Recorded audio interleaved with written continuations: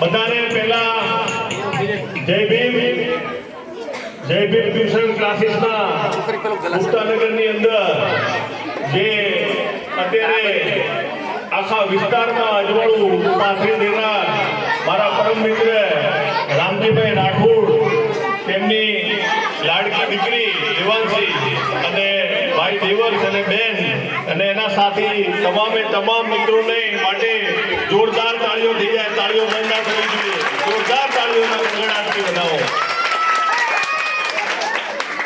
હવે આ જે નાના કુમળા ફૂલ છે સ્ટેજ ઉપર, જેને રામજીભાઈ આકાર આપી અને સરસ બીબામાં ઢાળી રહ્યા છે, એવું સુંદર ઉમદા કામ રામજીભાઈ કરી રહ્યા છે. આ ગુપ્તાનગરની અંદર આ સમાજની મારી માતાઓ, આ તમારા દીકરા અને દીકરીઓની અંદર જે ટેલેન્ટ છે એ આ મારી માતાઓ અને બહેનો માટે જોરદાર તાળીઓ થઈ જાય.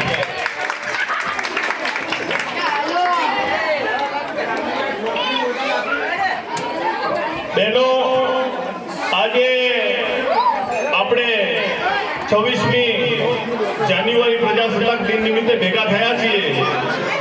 આજે 75 વર્ષ પહેલા આપણા સમાજને જ્યારે ભણવાનો અધિકાર નહોતો અને ડોક્ટર બાબા સાહેબ આંબેડકર જે રૂમની બહાર બેસીને ભણ્યા, અને આજના દિવસે બાબા સાહેબે જે સંવિધાન આપણા દેશને સુપ્રત કર્યું, જેથી આ આખી વ્યવસ્થા આજે ચાલે છે અને તમારો અને મારો ઉદ્ધાર થયો.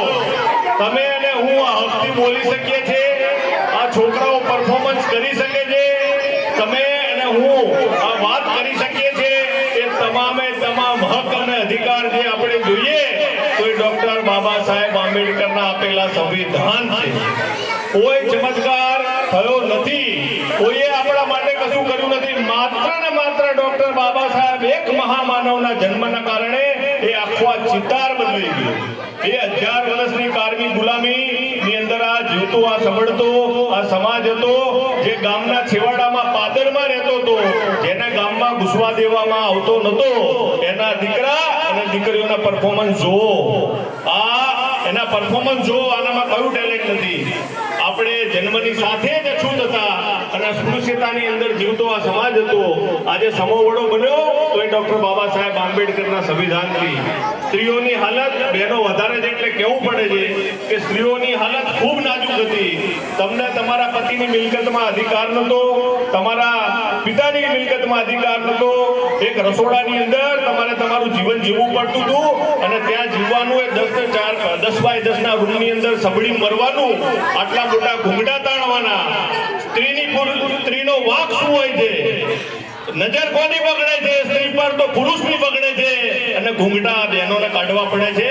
આ ડોક્ટર બાબા સાહેબ આનો છેદ ઉડાડી દીધો અને મારી બહેનોને અને માતાને અધિકાર આપી દીધા. એટલે આજે રામજીભાઈ જે સરસ મજાનું આયોજન જય ભીમ ટ્યુશન ક્લાસીસ દ્વારા થઈ રહ્યું છે અને ગુપ્તાનગરના જે પણ લોકો એમને સાથ સહકાર આપી રહ્યા છે, જે દેવજીભાઈ સાહેબ છે, મહેશભાઈ સાહેબ છે અને ટીમના સાથી સભ્યો અને બધા ભેગા મળી અને આ સુંદર એક અત્યારે ફૂલછોડ છે એને મોટું વટવૃક્ષ બનાવે એવી અમે અભ્યર્થના કરીએ. અને ખાસ કરીને જે રામજીભાઈની દીકરીનું સાંભળતો હતો તો આવી છોકરીઓને સાંભળતા આપણા છાતી પહોળી થઈ જાય કે આવી સમાજની સરસ દીકરીઓ છે. આ ગુપ્તાનગરની અંદર દીકરીઓને જોઈ ગયા વખતે પણ હું આવ્યો હતો ત્યારે કોઈ છોકરી પોલીસ છે, કોઈ ન્યૂઝમાં આજે સડસડાટ બોલે છે, આવી છોકરીઓ કોઈ વકીલ છે હાઈકોર્ટમાં અને ચેલેન્જ કરે છે. આ તમને હક અધિકાર માત્ર ને માત્ર ડોક્ટર બાબા સાહેબ આંબેડકરે જ આપ્યો છે. આ યાદ રાખવાના ભૂલતા. કારણ કે આટલા વર્ષોથી બધા લોકો તમને અલગ અલગ જગ્યાએ ભરમાવશે, પણ તમે તમારા મન અને બુદ્ધિથી અને તમારા તર્ક બુદ્ધિથી તમે વિચારો કે તમને હક અધિકાર માત્ર 70 વર્ષ પહેલા જ મળ્યા. તમારો જન્મ થાય એટલે દીકરી દૂધ ખેતી કરી દેવામાં આવતી, એને તરત મારી નાખવામાં આવતી, આવી ક્રૂર પ્રથા હતી. માને દીકરીઓને જ્યારે એનો પતિ મરી જાય એનો કઈ વાંક ના હોય, એના પતિના મૃત્યુને પછી એને સીધી સતી પ્રથા હતી. એને ધક્કા મારીને લાકડામાં એક આંગળી ખાલી આપણે દેતવા પર અડી જાય તો કેવો ચિસ્કારો નીકળી જાય છે. એ સમજો કે ચીસો પાડતી સ્ત્રીઓને ધક્કા મારીને લાકડાના ઘોડા મારીને જીતી સળગાવવામાં આવતી હતી. આને સતી પ્રથા કહેવાતા હતા. આવા દૂષણો આ સમાજમાં હતા. સાવિત્રીબાઈ ફૂલેનો જન્મ થયો, એના ઉપર છાણ અને ગારો બેઠી અને સાવિત્રીબાઈ ફૂલે તમને ભણવાનો અધિકાર આપ્યો. બાબા સાહેબે સંવિધાનના માધ્યમથી તમને અધિકાર આપ્યા. એટલે અંધશ્રદ્ધા અને પાખંડવાદમાં મારી માઓ બહેનો માનશો નહીં. અને જ્યાં પણ બાબા સાહેબનું નામ હોય ત્યાં અડીખમ પહેલા જઈને ઉભા રહેજો, કારણ કે બાબા સાહેબ સિવાય તમારો ઉદ્ધાર કોઈ કર્યો નથી. આ ક્યાંય ચોપડીમાં ક્યાંય કહેવામાં આવતું નથી, ના સમજાવવામાં આવે છે, ના ભણવામાં કહેવામાં આવે છે.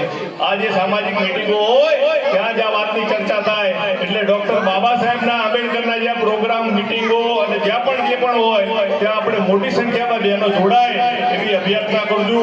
અને શાંતિથી સાંભળ્યો અને બોલવાનો મોકો આપ્યો. અને રામજીભાઈ પરિવારનો હૃદયથી ખૂબ ખૂબ આભાર. ફરીવાર એક પરિવાર માટે તાળીઓ થઈ જાય. ખૂબ ખૂબ આભાર. Thank you very much. જય ભીમ.